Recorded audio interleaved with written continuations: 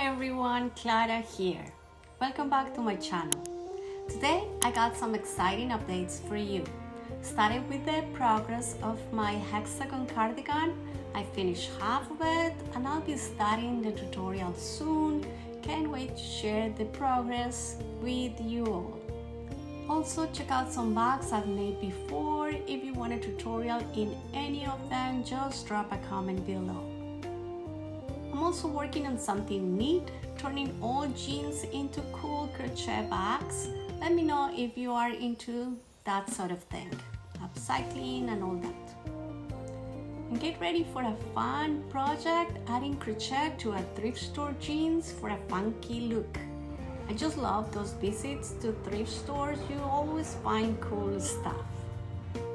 Oh, and my online store is now open. I'll be adding more stuff soon, so keep an eye out.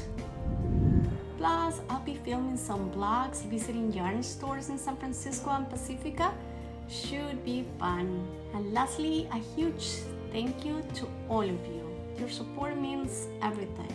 Let's celebrate our small wins together as we get closer to 2,000 subscribers. You guys are awesome. Have a lovely day and I'll see you guys soon. Bye.